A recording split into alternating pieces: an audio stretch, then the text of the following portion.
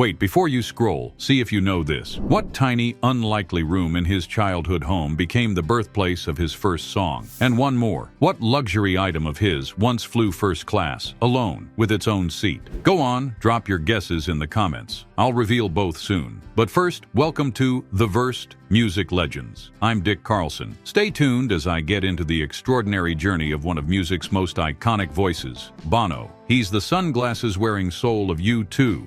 A fierce activist, and a rock star who once pitched Steve Jobs on fonts. But to really understand how Paul Hewson became Bono, we have to go back to where it all began. Born May 10, 1960, in Finglas, Dublin, Paul David Hewson grew up in a home shaped by quiet contradictions. His father, Brendan, was a postal worker and a devout Catholic, and his mother, Iris, was a Protestant, warm but worn thin by life's pressures. Together they raised Bono and his older brother in a small two-bedroom house on Cedarwood Road. Inside, life was orderly and subdued. Outside, Dublin in the 1960s and 70s was buzzing with political tension, economic hardship, and social divide. And young Paul absorbed it all. When he was just 14, tragedy struck. His mother collapsed at her father's funeral and died shortly after. Bono would later describe the grief as something that hollowed out the house. It was in a small, cramped kitten pantry that Bono scribbled his first lyrics. He later called it his first confessional booth because it was where he learned to translate pain into poetry. Meanwhile, at Mount Temple Comprehensive School, Bono found both mischief and music. He met Larry Mullen Jr., Adam Clayton, and the Evans brothers, Dave and Dick. Larry's note on the school bulletin board launched the band that became U2. Their first rehearsal was held in Larry's kitchen. It was loud and messy, but it worked. By 1976, their band had chosen their final name, U2, and Bono was already going by his nickname Bono Vox, meaning good voice, in Latin. The band was after something big.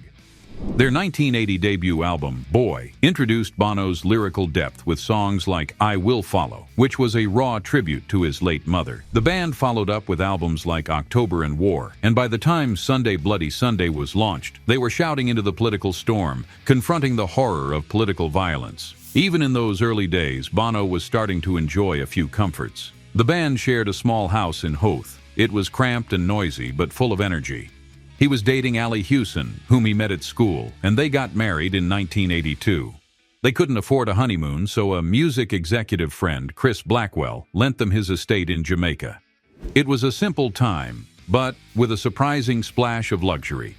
With The Joshua Tree in 1987, U2 exploded into global icons. From Where the Streets Have No Name to With or Without You, the band filled stadiums, and Bono emerged as a voice of conscience. It debuted at #1 in over 20 countries and sold over 25 million copies worldwide. Right after the Berlin Wall fell, U2 moved into Hansa Studios, surrounded by change and uncertainty. However, Bono and The Edge clashed, and the band almost fell apart. But out of the chaos came One, a raw, emotional song about forgiveness and holding things together. It quickly became a fan favorite, making over $100 million. By the 1990s, Bono's lifestyle shifted. He and Edge bought and renovated Dublin's Clarence Hotel into a luxury hotspot. Bono's fashion changed too, with leather jackets, experimental personas like The Fly and Mephisto, and of course his now famous wraparound sunglasses. By the way, he wears them for medical reasons as he has glaucoma. With albums like Achtung Baby and Pop, U2 reinvented their sound. Bono, too, evolved into a multimedia performance artist and master of spectacle.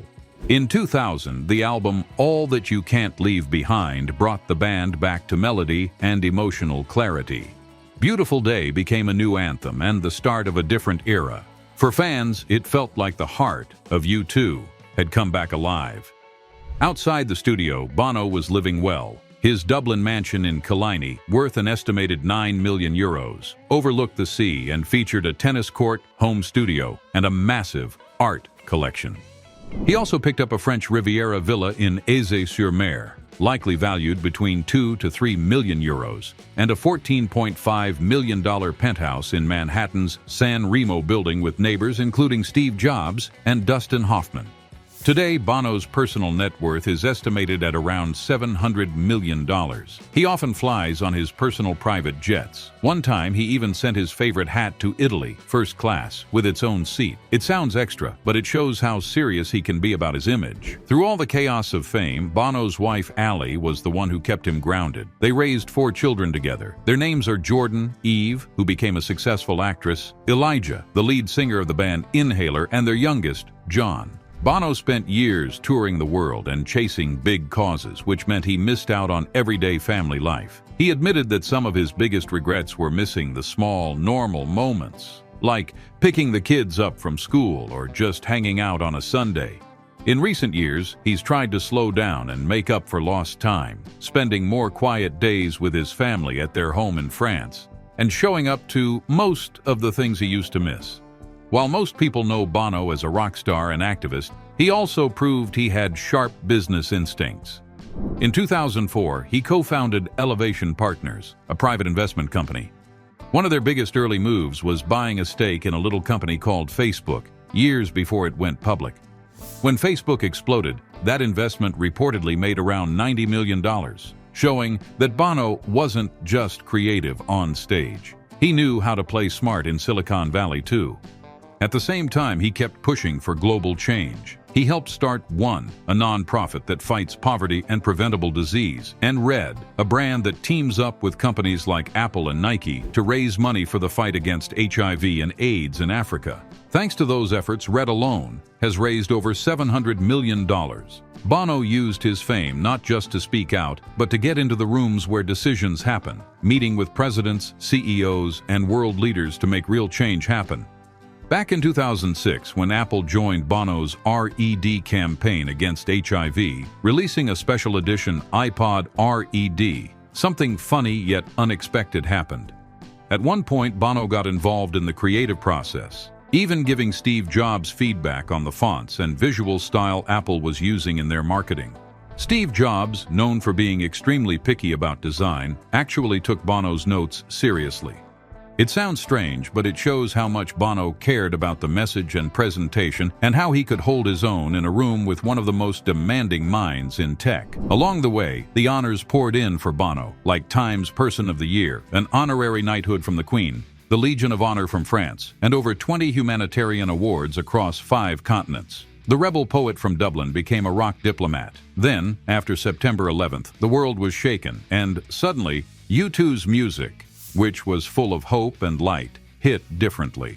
During the 2002 Super Bowl halftime show, U2 performed as the names of the victims scrolled into the heavens. At the end, Bono opened his jacket to reveal an American flag sewn into the lining. It is one of the most moving moments in live television history. Later in 2009, U2 kicked off their massive 360-degree tour, which was a record-breaking show that became the highest-grossing concert tour of all time. The stage was so huge and futuristic-looking that it was nicknamed The Claw. It felt more like a spaceship than a concert setup, and every fan felt like they were at the center. The numbers were staggering. Over 7 million tickets sold, and more than $730 million in gross revenue, making it the highest-grossing tour of all time. By this point, Bono's life had taken on a kind of legendary status. Offstage, Bono is surprisingly private and has interesting habits. He's always been a night owl, often writing lyrics late into the night, usually in a leather notebook and a bottle of Diet Coke, which is his go-to drink. He's also a visual artist. Bono sketches constantly, whether it's on hotel notepads, photographs, or even iPads. His drawings are raw and emotional, often mixing words and images. Some of his work has been shown in magazines or sold to support charity projects. Fitness-wise, Bono cycles regularly, especially near his home in Killiney, though a serious bike accident in 2014 left him with multiple injuries and titanium plates in his arm. Still, he kept going. He also plays tennis on his home court when he's not touring. Despite being a rock star, Bono's not flashy about his downtime. He enjoys quiet dinners, reading, and time with close friends and family. And while he's not known to cook, he reportedly loves Italian food, especially pasta and red wine. But in moderation, since he once said too much drinking made his head go sideways.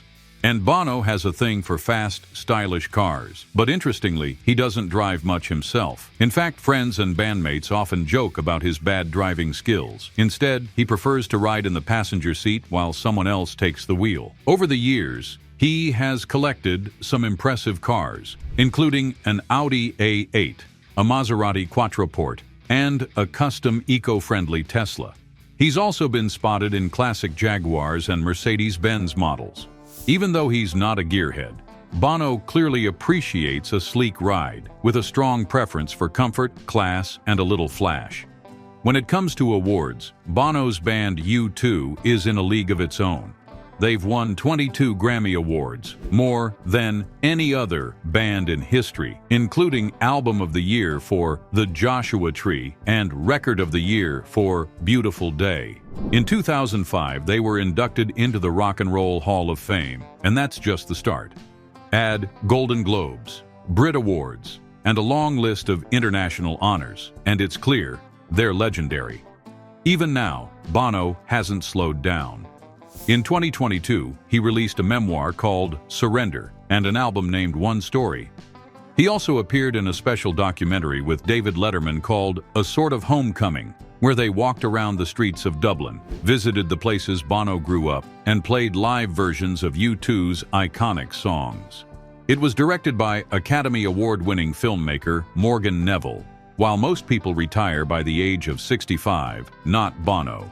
He is still actively involved with U2 and has expressed intentions to continue making music with the band.